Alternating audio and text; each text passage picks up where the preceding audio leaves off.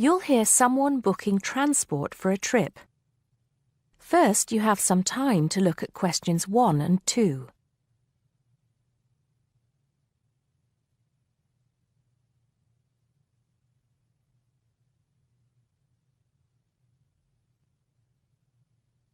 Now we shall begin.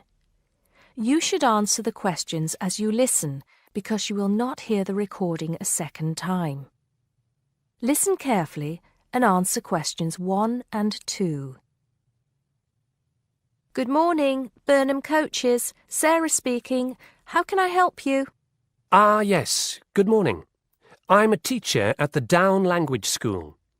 We have a bit of a problem, and I was wondering if you could help us out. What is the problem exactly? Well, we normally take our students on an excursion at the end of their course. But unfortunately, the coach firm we normally use has let us down. It seems they've gone out of business. I'm sorry to hear that. I suppose you are looking for a replacement. Well, yes. We won't need a very large coach, actually. There will be 30 students and 4 teachers. So that's 34 in all. And what dates did you have in mind? The last Saturday and Sunday of this month. That's the 28th and 29th. The 28th and 29th. Does that mean you are planning to stay somewhere overnight? That's right. Actually, we want to do the same excursion that we do every year. We usually visit Stonehenge, Salisbury, and stay overnight in Bath. It's a historical tour, really. It sounds interesting. Let me just see what we have available. Oh dear, I'm afraid all our coaches are booked out for the 28th. It's the busiest time of the year for us, actually. I was afraid that would be a problem. But you have a coach available for the 29th? Yes, we do. And it's available for the 30th as well, if that's any help to you. I'm afraid not. Sunday is the last day. The students go home on Monday. I think we'll just have to change our plans a bit and leave out Salisbury. It's a shame, but I don't think we can fit in all 3 places in one day.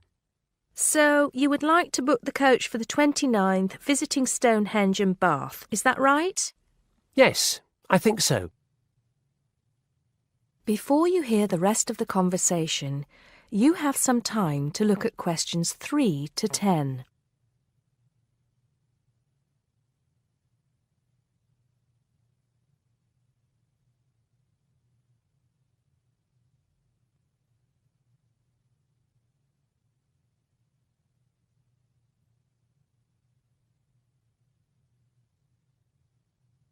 Now listen and answer questions 3 to 10. Right, I just need a few details, sir. OK. My name is Paul Scott. S-C-O-T? It's double T, actually. I'm sorry. And it's the Down Language School. Could you give me the address for that, Mr. Scott? Yes, it's Down House, Hill Street, Brighton. Do you need the postcode? No, that's not necessary, but I do need a contact number. Of course. The number for the school secretary is 01273 512 634. You can contact her if you need to speak to anyone. Right, and what time would you like the coach to pick you up? Well, I think we'll have to make an early start. Would 7:30 be all right? Yes, no problem at all. What time do you want to be back? Oh, any time between 10 and 11 will be all right. Not later than 11, though.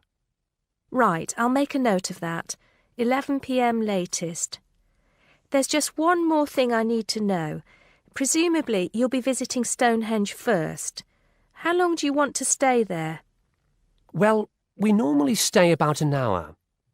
The main objective of the excursion is for the students to see the Georgian architecture in Bath, really. Yes, Bath is lovely, isn't it? I was there myself a couple of years ago. I thought the Royal Crescent was absolutely stunning. I hadn't realised how large it is.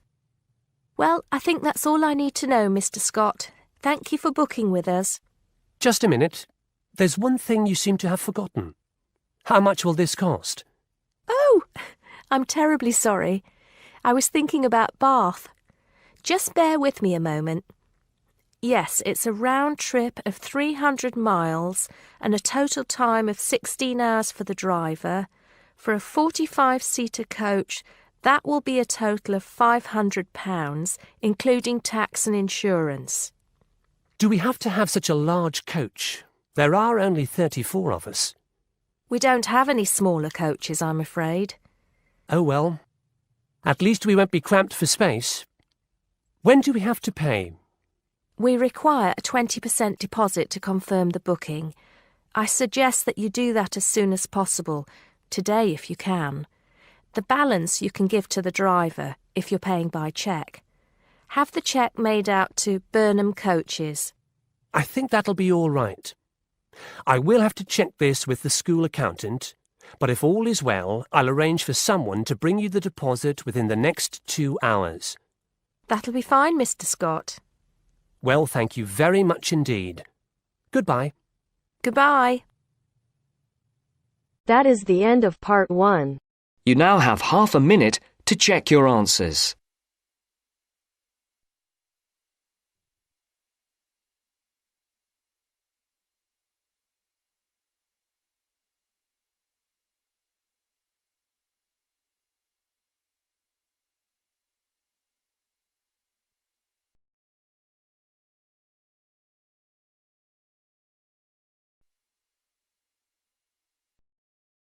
Now turns to part 2.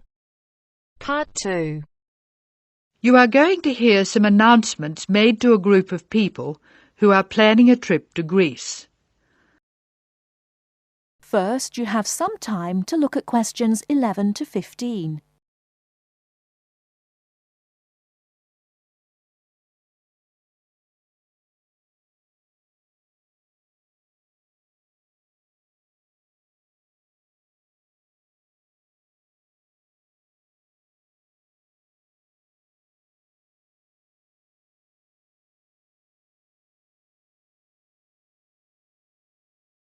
Now, listen carefully and answer questions 11 to 15.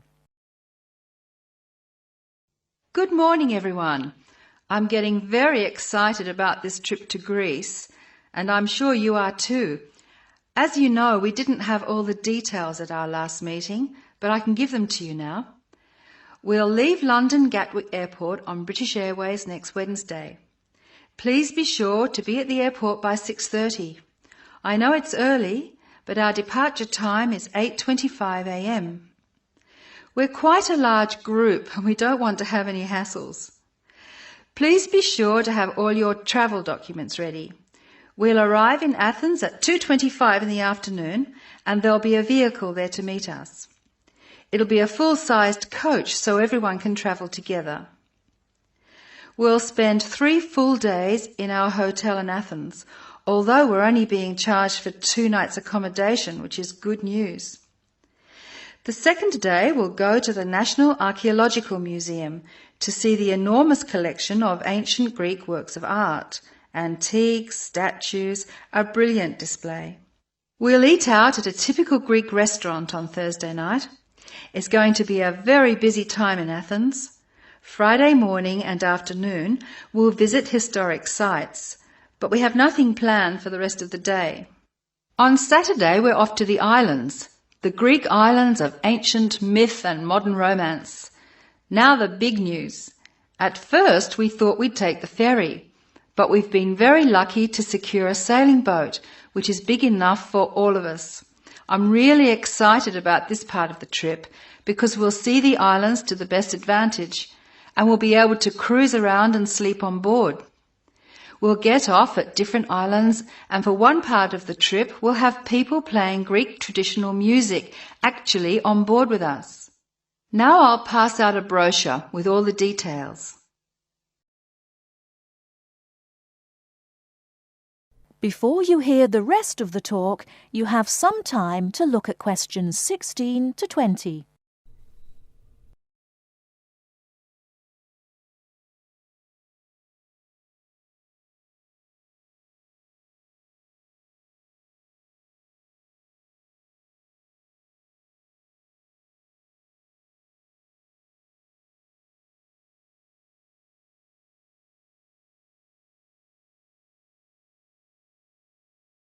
Now listen and answer questions 16 to 20.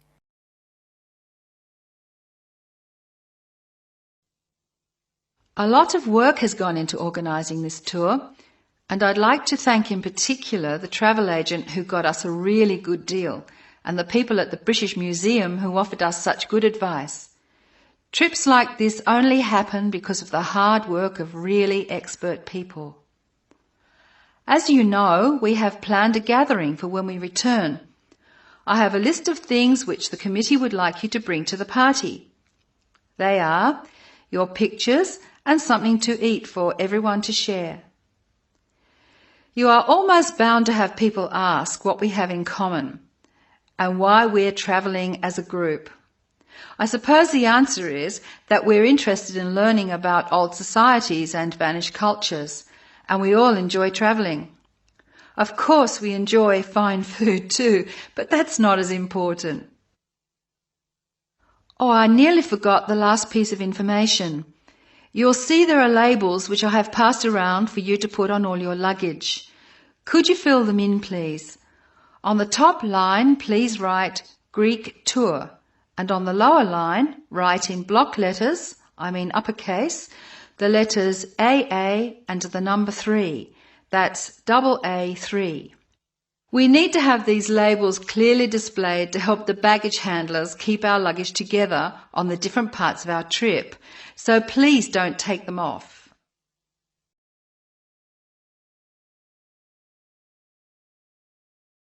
That is the end of part 2.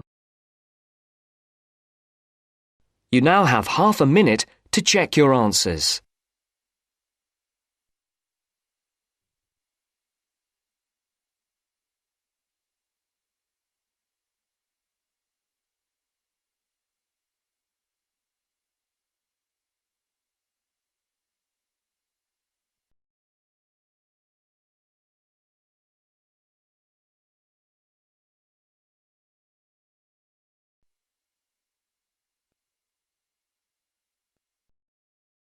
Now turns to part 3.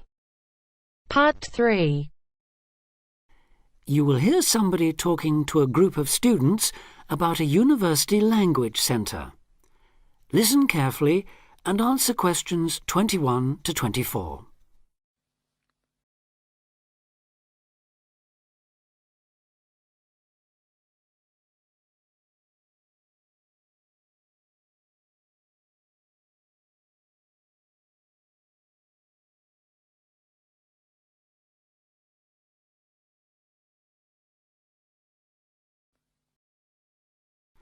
Listen carefully and answer questions 21 to 24. Hi, I'm Katie Shaw and I work at the University Language Centre. Your tutor tells me you might be interested in using the centre, so I'm here at the college to explain a bit about it and, of course, to answer your questions. Where exactly is the centre? Is it near the college? It's actually on King's Road, just round the corner from here, in fact. Oh, I know it, yes. I wondered what that building was. Yes. What's there? Well, the library has about 4,000 books, pamphlets and transcripts to go with some of the 12,500 items on audio or video cassettes. These are at a wide range of levels of difficulty, covering language learning material in over 100 languages. There are also reference books without tapes, including dictionaries, grammar workbooks, vocabulary workbooks and model letters, as well as texts on academic writing and effective study habits, etc. Audio cassette workrooms are on the first floor, by the way. Do they get any foreign language press there too? Yes.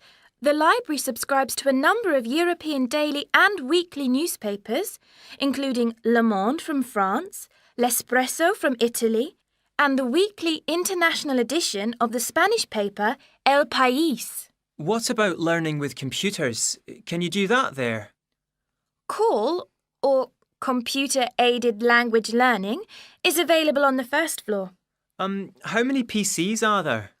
Counting both Macintosh and PC platforms, there are 9 at present.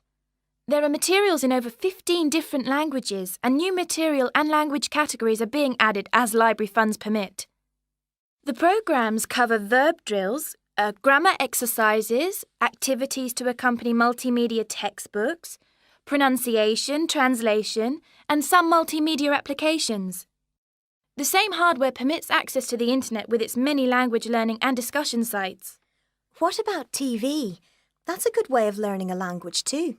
Yes, definitely, we agree.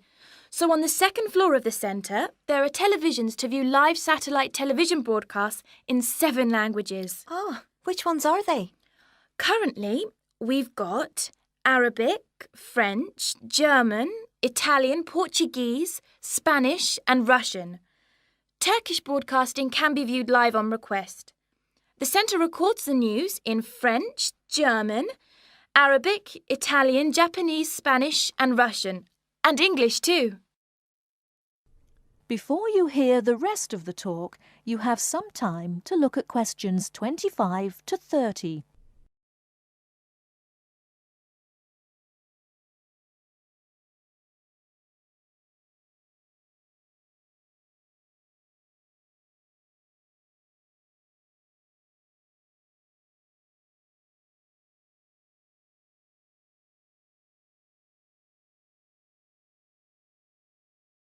Now listen and answer questions 25 to 30. Now listen and answer questions 25 to 30. Sounds great. How do we sign up? To avoid paying a fee, you need to go to the centre with a valid university ID card or a letter from your college or departmental administrator on headed paper indicating your status, length of stay and language requirements. Are there any forms to fill in? I'm afraid so. You do that at the ground floor reception desk. Your registration is for 1 academic year only and needs to be renewed annually. You should tell the librarian who you are on your first visit, and you will need to take part in an induction to the library service, including the proper operation of the centre's computers, televisions, videos and so on. Can she help us choose the right materials too? Yes. The librarian can give advice and assistance in locating material, making best use of the texts and tapes and so on. Let her know which language you want to study and what, if any, knowledge of it you already have. Also, say what reasons you have for learning the language. Your answers will help the librarian help you make the best choice of books and tapes for your needs. She can also offer you advice on how much time is needed to make progress in the language, and can offer suggestions on how to improve your language learning techniques. Can she copy tapes for us to take home, or can we borrow them? The library is a resource centre and reference library only. You can do as much self-study listening and reading work there as you want, but it's not possible to take home materials, that's to say, books or cassettes. And copyright law doesn't permit the library or its staff to make copies of cassettes for use by students outside the centre. All material must be used on the premises, I'm afraid. This ensures the materials are always available for students working on their own and not out on loan for long periods, which could harm users' progress. So, if we can't take books home, is it okay to photocopy them? The library staff will handle any photocopying, though international copyright law prohibits users from copying more than 5% of any one title in the academic year. You place a photocopy order with the librarian or an assistant, and orders will be processed between 1 and 2 o'clock or after 5:30. How much does it cost? 10 pence per page. Payment is by photocopy card, which you can buy from the information desk on the ground floor.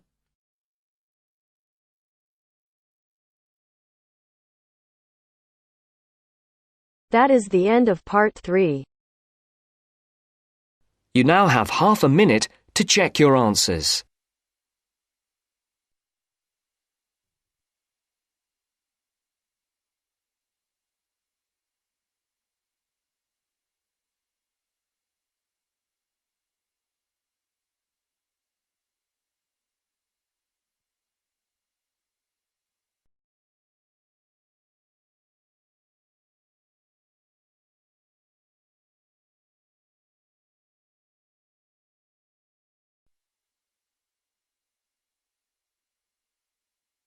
Part 4.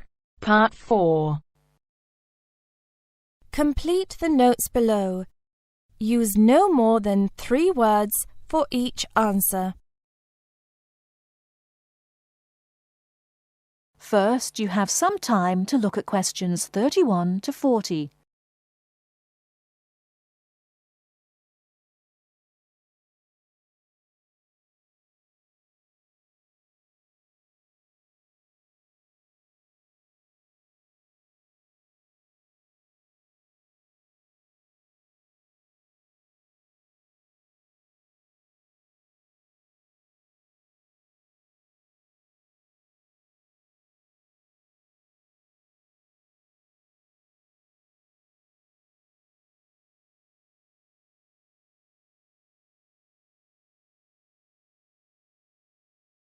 Now listen carefully and answer questions 31 to 40.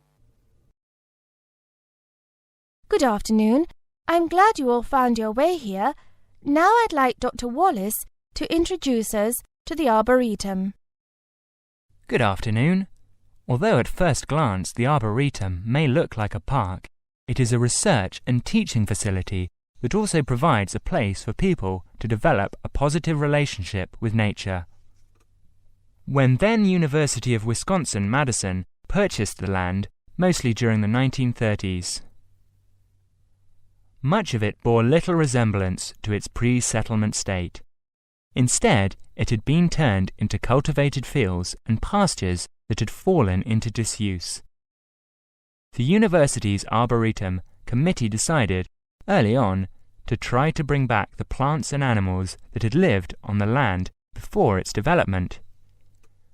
Though they may not have anticipated it at the time, the committee's foresight resulted in the Arboretum's ongoing status as a pioneer in the restoration and management of ecological communities.